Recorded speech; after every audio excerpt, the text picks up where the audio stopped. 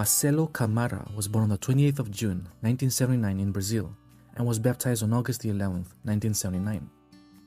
Now growing up, he had a strong devotion to Nossa Senhora Aparecida, also known as Our Lady of Aparecida, and kept many images of the saints in his room, which fascinated little Marcelo. Now he was the oldest son of Julius Câmara and Latrice Pavan, from whom he received an excellent education.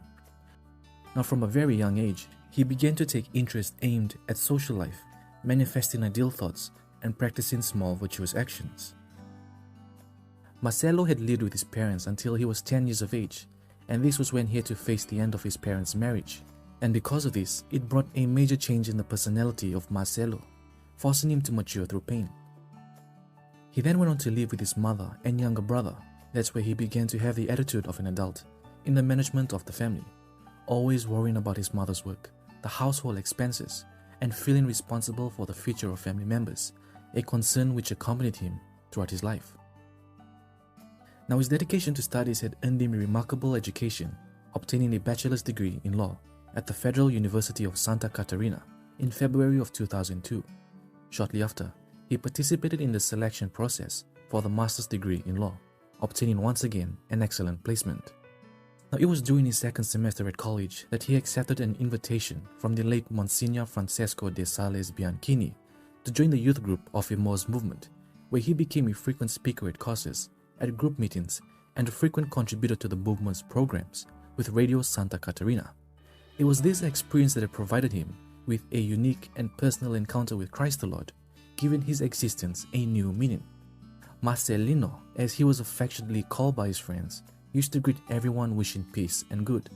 His love for the church had intensified, and it was this very love which led him to heroically defend the Holy Church before his university colleagues and teachers whenever he was unjustly attacked. Now, despite being an attractive young man for his good looks and inner wealth, he had a deep respect for women. Now, after a brief courtship with a young woman, realizing the couple's differences, he ended the love relationship by giving the girl a bouquet of flowers as a sign of respect. Now, although he considered the priestly vocation, during college he decided to pursue the career of prosecutor together with his great passion of teaching. Now, it was in the year of 2000 that he was invited by a friend to participate in a lecture given by a member of Opus Dei. He immersed himself in the life of Saint Jose Maria Escriva, the founder of Opus Dei. Through the lectures he attended, the gatherings, the retreats, spiritual direction, and reading the biography of the holy founder. Now, the ideal of sanctification of daily activities, especially professional work, advocated by Saint Jose Maria Escriva, was intensely lived by Marcelo, as he knew how to transform the human realities of family, profession, study, leisure, friendship, and rest in privileged places of an encounter with God. In the desire to lead and offer professional work to God, Marcelo advanced in intellectual training, always seeking to improve the knowledge acquired, not for his boast, but in order to better serve. Now, he had faced a severe ordeal from September of 2004 when he suddenly lost his leg movements and needed to be admitted to hospital immediately.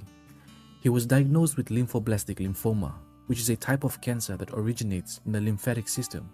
Later in November of 2007, he was diagnosed with leukemia.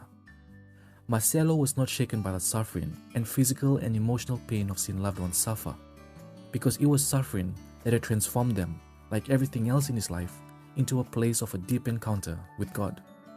Even though he was sick, he continued to work and study. Now, Marcelo had sought perfection in his affairs out of love because he knew that this was pleasing to God. He managed, in the midst of his professional activities, social life and pain, to keep the soul contemplative to the presence of God through the heroic fulfillment of a life plan that included, among other commitments, the daily reception of the Eucharist, praying the Rosary and meditation, as well as the periodic search for spiritual direction and confession.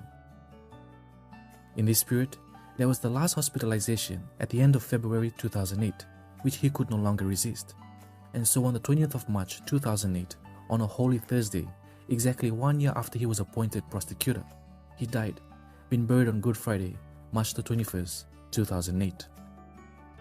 Now, at the seventh-day Mass, Monsignor Bianchini, moved by this young man's life, advised those present not to pray for Marcelo, but to ask for his intercession with God, because he was truly a saint.